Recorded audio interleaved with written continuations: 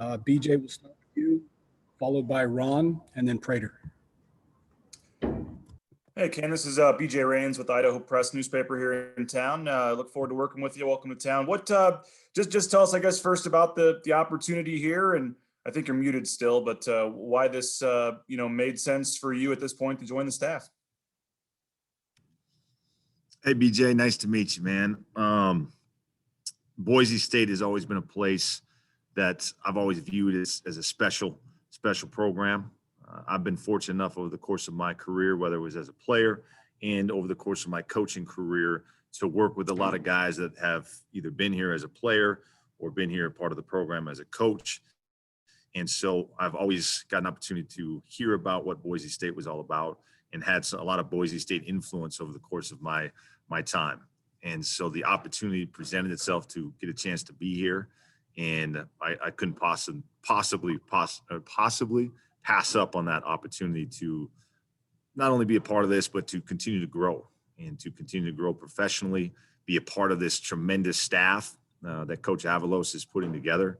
I mean, that's what really fired me up as the process was going, just getting a chance to meet some of these guys and talk to them and some of these conversations. And obviously Andy himself, man, that this is a special staff. And having gone through a lot of the recruiting over the course of my time at Montana State and when I was at the University of Washington and seeing some of the players' names that are on the roster and watching Boise State over the course of the fall and seeing the obviously some of those names show up on the field and get an opportunity to work with those guys and work with those players, man, it was an easy decision for me when it was all said and done.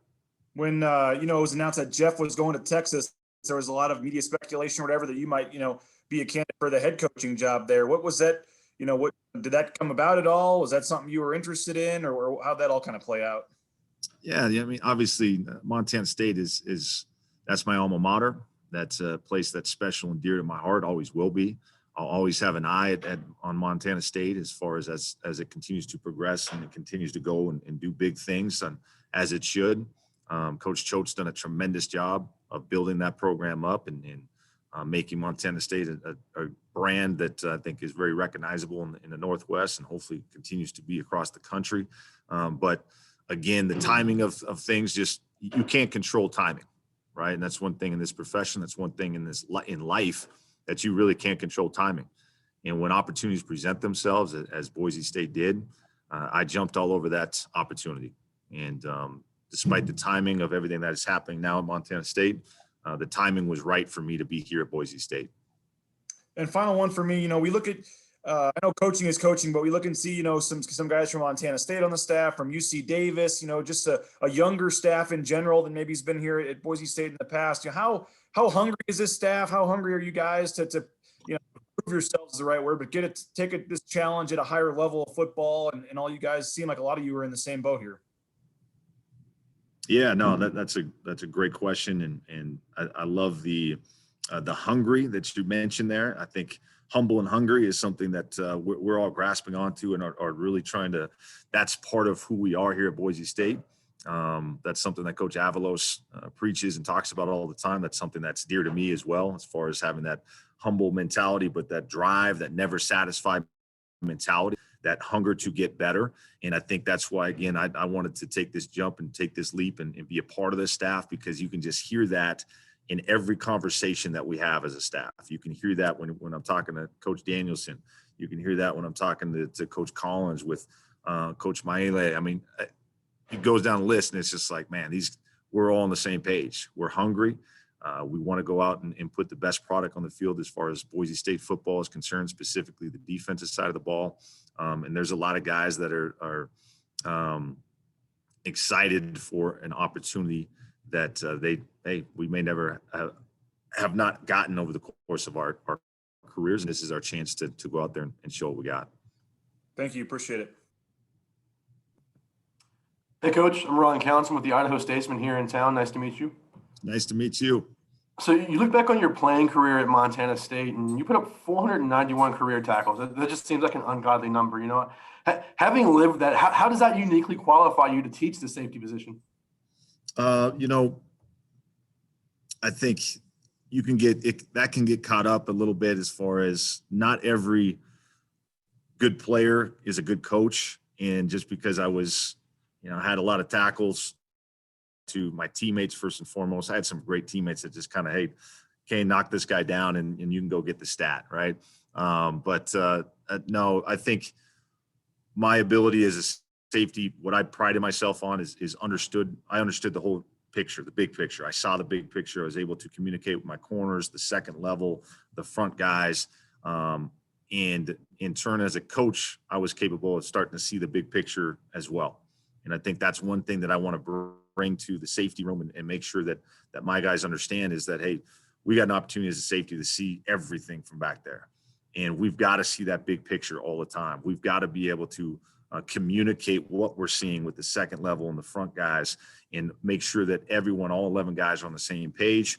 And when the ball is snapped, man, we're going to be the hungry, ultimate playmaker safeties, the ball hawks that are always around the ball. That was one thing that I prided myself on is at the end of the play, when the coaches were watching the film, I wanted my number to be in the frame every single play.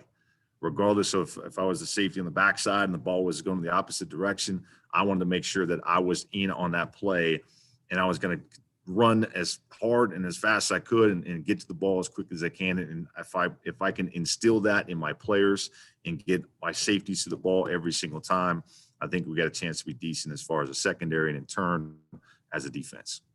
So was coaching kind of always in the cards for you, or can you remember the moment when you realized that's what you wanted to do with your career?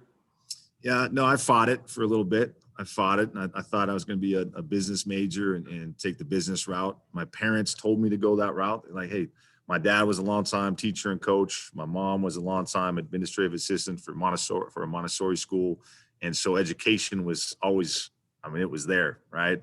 And but my parents were like, son, take it from us.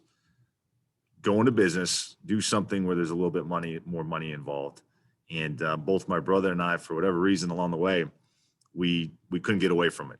And I think what it was though is we were able to see what my mom and dad within their careers, within their profession, how they were able to influence people in such a positive way and the respect that gave them throughout our community. And going out to dinner with my parents and seeing people come up and give my dad a big hug, one of his former students or student athletes. And I think that influenced my brother and I to both go, yeah, I want to have that type of influence on people. And obviously, as you play sports and you're involved in sports over the course of a lifetime and you realize how unique and special that bond is within a locker room, I think that also pulls you back into the coaching profession and the coaching realm because you want that type of bond and you want that type of ability to just be around people on an everyday basis that you love and respect. You mentioned your brother. Tell me a bit about his playing and coaching career.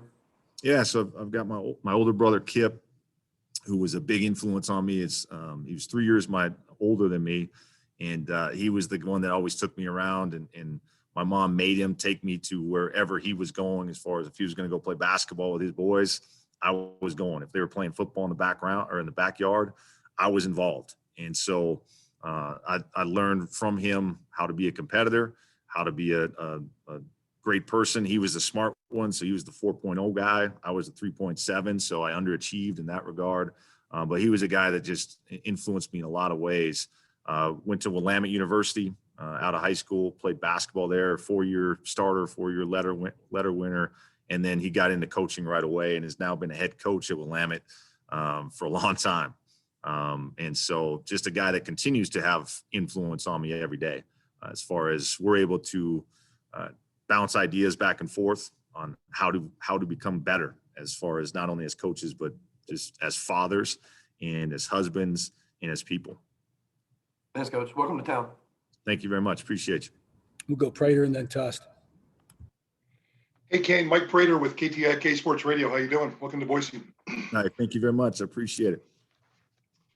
Spencer Danielson, we've learned to really appreciate the dude as a human being around here. He's still got a lot to learn as a football coach, but what's your style and how much did you think about that? Because you're going to be spending a lot of cubicle time with this guy and he bounces off the walls. Is he the good cop? You the bad cop? Are you the quiet guy? How's that dynamic going to work? It's going to be a fun dynamic. I'm going to tell you that right now, man. Him and I, we clicked on the phone as this process continued, and we see the game in a very similar fashion. And we understand that we're here not only, X's and O's, man, we're going to have that dialed. This staff is going to be dialed as far as our game plan, how we approach it. But more importantly, he understands and gets that it's about our players. It's about what they know. It's about how they feel about us as a coaching staff. It's about connecting with them and making sure that this locker room and this defense in particular feels like a family, because that's who I am and that's what I'm all about. And so we're going to work really, really well in that regard. I love the fact that this is a guy,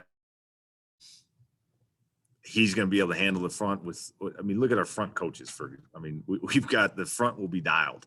And so now my job is to help Jaron and for the two of us to make sure that the back end and the front end are always matched up and that they go hand in hand.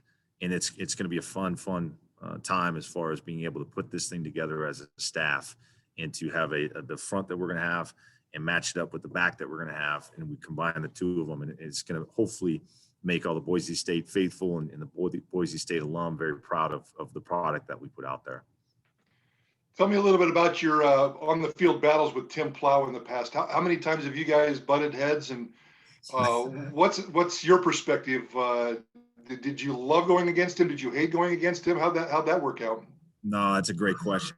And Coach Plow, I think, does a tremendous job. And again, a home run by Coach Avalos as far as getting him here. And this guy is, you talk about a guy that is hungry, humble, but he was a guy that I did not enjoy going against as far as the game plan is concerned. He does a tremendous personnel. And what I mean by that is whatever he has, whatever weapons he has, he's able to get his weapons involved and get his weapons the ball. He's able to utilize his personnel and fit his scheme to his personnel and not vice versa. And so on a weekly basis, on a game-to-day basis, depending upon what he's got, he was able to find the mismatches, to take advantage of it, and to utilize his personnel to get the best for his offense, or to get the best out of his offense, man. And it was fun to watch from a distance. It was not as fun to game plan against. So, fortunately, I was able to come up with this last time I faced him against UC Davis in 2019. And I'm going to continue to brag about that in the locker room, that we did get the best of him the last time we faced him. So so until spring ball, I've got the one up on him right now. Nice. I got a lot of Montana friends, work with a lot of Montana people, and I've heard this phrase over and over again. I don't know if I've ever asked it, but what does Billings tough mean to you? Billings tough. I've not specifically heard Billings tough as much as obviously Montana tough. And when you talk Montana tough, I think of Matt Miller first and foremost. But then Billings tough, I think there is something to be said about growing up in Billings and just Montana in general, and kind of the ability to deal with the adversity that Montana sometimes throws at us as far as the winters that we have to live through, and some of the other things that Montana can throw your way over the course of your time, but always staying resilient regardless of that, and making sure that you learn and move on and make the most of your situation regardless of the situation that's thrown your way. Thanks, Coach. Appreciate your time. Thanks, Mike. Appreciate you. We'll go Tust, Will, and then Johnny. And welcome to Boise. Hey, thanks, man. Appreciate you. I think first things first, Kane, you're from Montana. You spent almost the last 2 decades coaching at Montana or playing there. Does it feel weird to leave? I mean, you're so used to it. Does it feel weird to leave? Yeah, man. I think, and that's part of the reason that you do something like this, right? That's part of the reason that I felt like, hey, man, this is a tremendous opportunity not only to join Boise State, but also to just get out of a comfort zone. And I think that's something that I've expressed to my players over the course of my coaching career, is that in order to grow, you've got to stretch yourself. You've got to get uncomfortable. And so I would be a hypocrite to sit there and just continue to be in a very comfortable situation. And again, I love Montana. That's why I was in Montana, and specifically at Montana State for as long as I was, because it's a great place. It really is. And I did have the opportunity to continue to grow professionally in a lot of different ways there. But this just provides me with that opportunity to continue to progress both professionally and on personal level, man. I'll tell you this, as my wife and I were driving through Idaho on our way over here, you know, that was definitely, there's some personal growth that we know we're both going to go through as we were driving and looking out and going, you know what, we are no longer in the 406 area code. We are now officially in Idaho, and we are Idaho people now. And so we're going to have to get accustomed to that and accustomed to saying that. And but I'm looking forward to it. And it's going to be a lot of fun just getting to know Idaho and being a part of this great university and great program. Kane, you know, if you look at, well, I should say it this way, since Andy Avalos was hired at his alma mater, he's continuously brought up the brotherhood. If you look at the 6 new coaches that he's bringing on his staff, all of them have either coached at their alma mater or are returning to coach at their alma mater. What is your take on brotherhood? How does understanding what that is at Montana State apply to Boise State? And is that the type of language, you know, that you know, Avalos is trying to make consistent with his staff? 100%. I think that the you know, however you want to term it, whether you call it brotherhood, whether you call it family, whether you call it just, there's a unique bond that you create with the place, obviously, that you go to school and you go and you have all these memories. And so those of us on the coaching staff that have played here and or like myself that coached at my alma mater, man, you have a unique ability to relate to your student athletes as they're going through the same thing you did as a player. And so you have the ability to talk to them from not only their experiences and your experiences from a coach's perspective, but also from, hey, I remember when I was a player and going through the same thing at this same exact university or campus or whatever. And so even for myself coming here, having not actually played here, but have the experience of coaching at my alma mater, so I understand that the pride that a lot of these guys have as they're coaching their players, but also just understanding what it is to know what legacy is all about, and understanding what knowing you want everyone here to understand the pride and tradition of Boise State in leaving a legacy that's going to last forever. One more, and that's you were an assistant coach for 12 years before you took 2 years to go serve as a defensive analyst at the University of Washington. I don't think you see a lot of coaches that have been in the profession for 12 years make that move and then go back to Montana State as the defensive coordinator. Could you just take us along how all that transpired and what your time under Chris Peterson and that staff at Washington meant to you? Yeah, and again, that was one of the best decisions that I was able to make, and really one of the best opportunities that was presented to me to grow both professionally and personally. As I stated before, that's such an important piece of us over the course of your lifetime is, okay, how can I stretch myself? How can I get out of my comfort zone?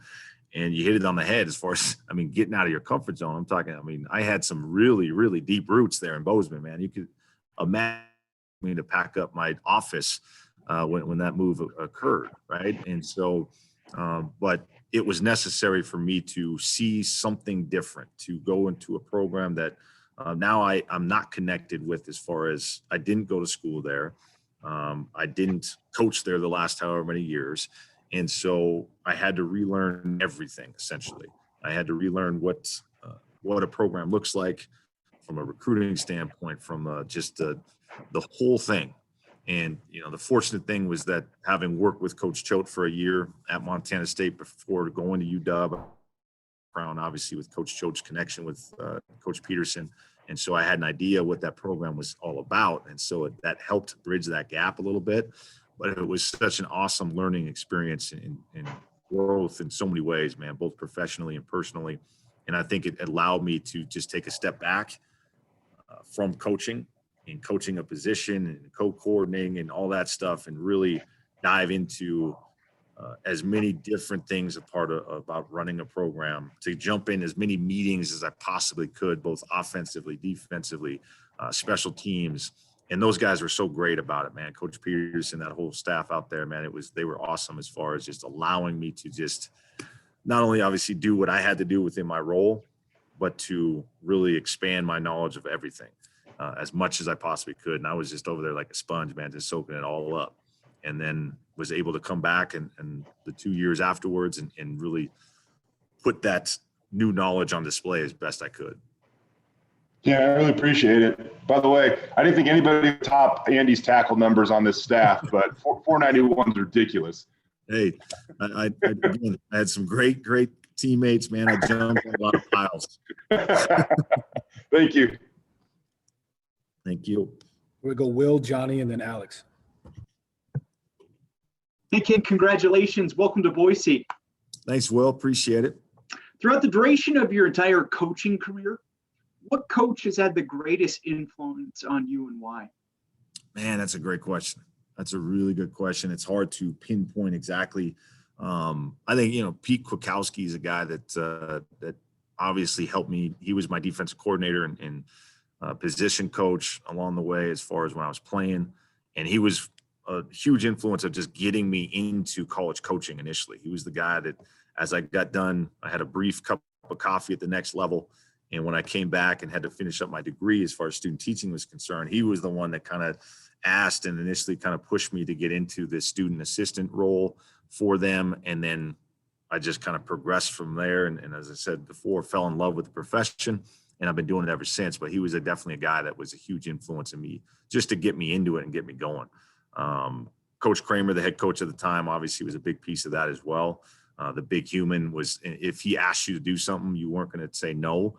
And so he kind of forced his hand a little bit in that regard. But no, PK has always been awesome for me as far as a soundboard per se, as far as just different ideas, schematically, just coaching in general, man. And he sees the game so differently than everybody else.